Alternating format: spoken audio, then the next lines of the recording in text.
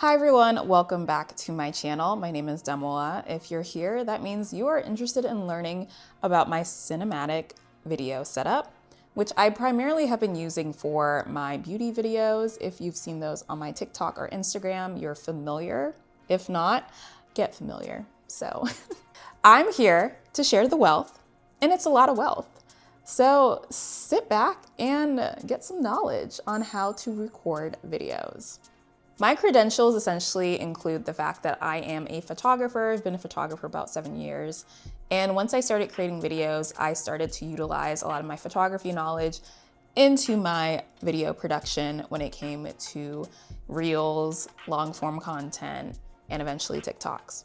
So those are my credentials. I'm pretty legit if I don't say so myself, but I am self-taught. So some of this might not be accurate, and it's also changing.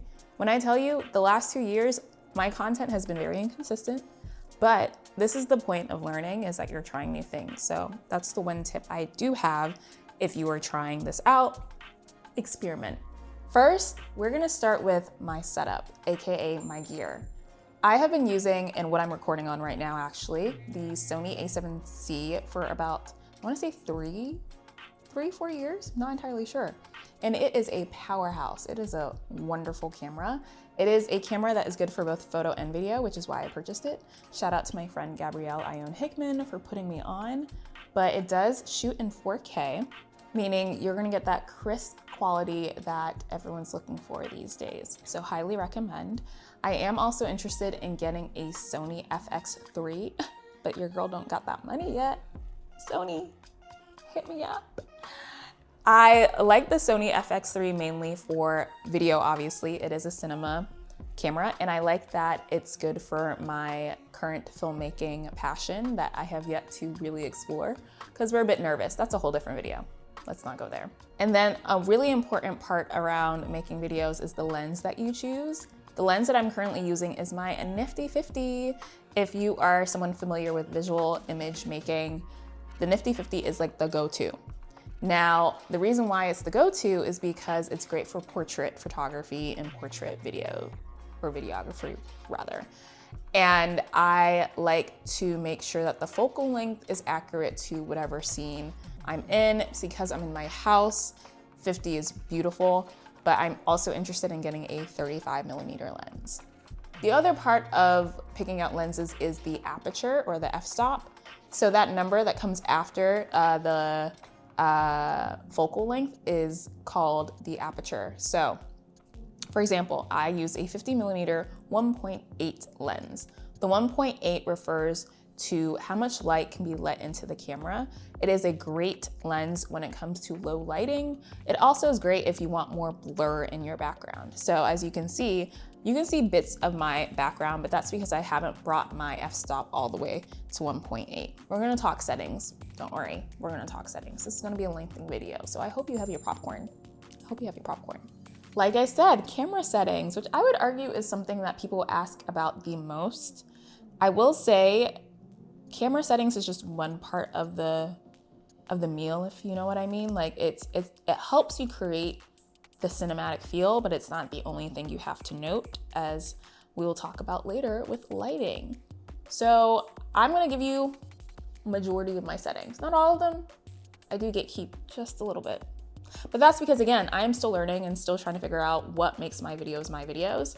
So some things is just for you to find out and experiment with. But I'm gonna give you the basics at least. So like I said, I shoot with the Sony a7C, and it has 4K capabilities, which means you get that nice crisp quality. In terms of other settings, I shoot in 24 frames per second. That's just how you get the cinematic feel that you see in a lot of the TV shows and movies that you watch on a day-to-day basis. So by picking the setting that allows you to shoot in 24 frames per second, there is something called shutter speed, which is something you have to be mindful of. Now, I will say, everyone's shutter speed, people are pretty kind of like whatever about it. But one thing I did notice in my research is there's something called the 180-degree rule, which means you need to double your shutter speed. Do like I'll put the math up here. Essentially, it's 1 over your frames per second times 2. So if I pick 24 frames per second, my shutter speed is going to be 1/50th of a second. This is because it creates that, again, cinematic feel, and it's more closely to how things would look like in real life. The point is, I like to follow the 180 rule also because it is the film standard. And I'm trying to be in the film world, so I'm learning the standards. But you can also break rules. I'm all for breaking rules as well. Next up, we have something that literally grinds my gears figuring out, and that is white balance. So Sony, in my opinion, the color profile is a lot different than I'm used to. I used to shoot photos on Canon exclusively, and so switching to Sony, I noticed the colors come out a little bit different. I noticed they have a bit of a green tinge to it, which is fixable, believe it or not. So when you go in your white balance settings, there is a way to pick a custom white balance. I know a lot of people like to use auto or the sunny, cloudy. That's good if you're like in a pinch outside with like photos. But for me, I like to have a lot of control. So I like to use the custom setting. And then if you look over to the right, there's actually a place where you can control how much green, blue, red, and magenta, I believe those are the colors, how much of that is in your video color profile, essentially. And so I would play around with that to see what you like to your taste. I will say a lot of I don't really color grade. I'm getting there though. I don't color grade. So I like to do as much as I can in camera so that I can just get these videos out there, because time is money and time is time. Like, I need that time back. So that's what I like to do to help kind of combat some of the color differences that I'm seeing. But it's really, that's up to you. That's what you like, you go for it. I also realized that I should probably buy a color checker. So I don't know if you've seen, a lot of filmmakers own this kind of piece of gear that allows you to kind of check if your white balance is accurate. That might save me some stress, because one thing that I hate is the fact that my videos are not always consistent in terms of color, and that is something I really want to fix in the new year, so we're working on that. Another thing that you might want to be aware of is your focus. So like I said before, aperture is a thing, yeah? I like to keep my aperture at around 3.2, 2.8, maybe 3.5 if the lighting's looking good, because that means a lot of my face is going to be in focus. Don't think that because you have a lens that goes all the way to 1.8, 1.4, that you need to shoot in 1.8 and 1.4. You're going to lose some of the details in your shot, especially if you shoot beauty content like me.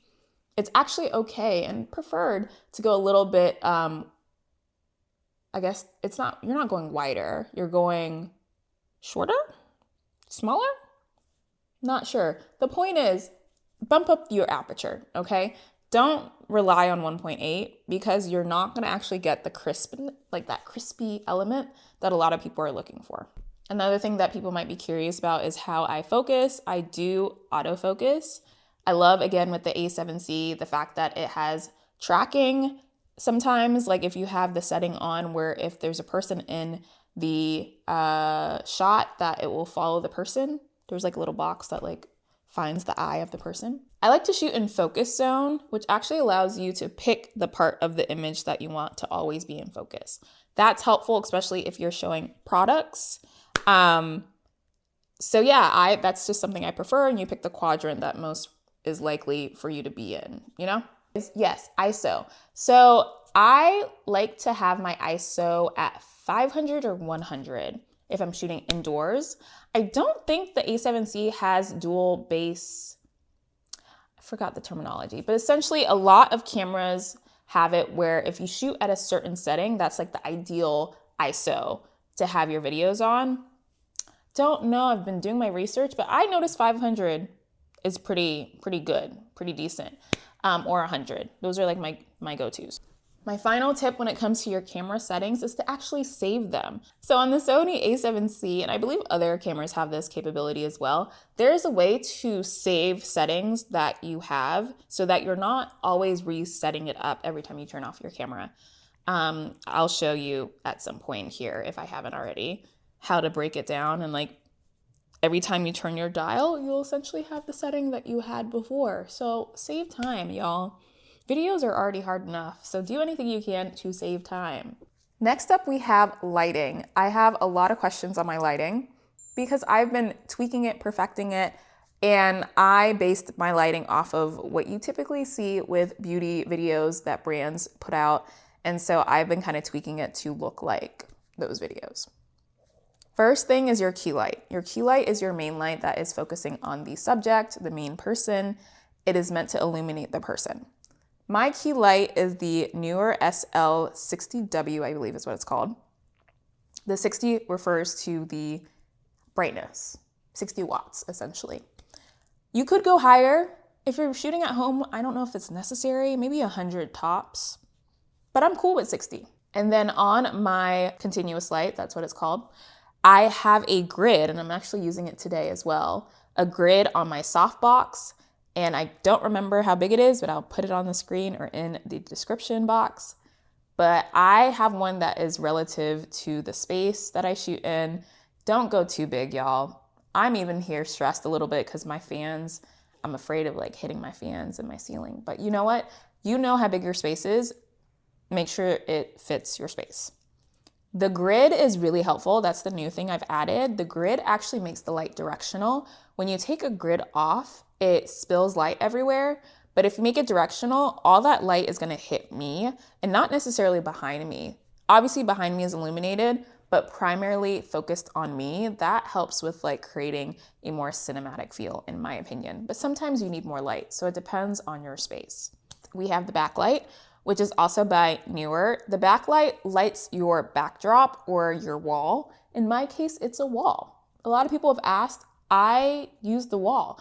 And that's why my white balance was a little funky in my old spot, because my walls were technically like yellow. So it wasn't true white, but I purposely made sure the walls here were pretty white to avoid that issue. But like I was saying, the backlight lights up your background and separates you from your background. The one I use is also by Neewer. It's a LED panel, and I love that it allows you to change colors. I actually am using this one as well. I got a 2-pack, but I just use one, and I don't usually change it to different colors. I have it at 5,600 kelvins, which is the warmth of your light, how warm or cool your light is. Again, you can play around with that to see what works for you. That is the end of this video. I feel like I talked about a lot and rapidly. If there is anything you feel like you needed more information about, just let me know.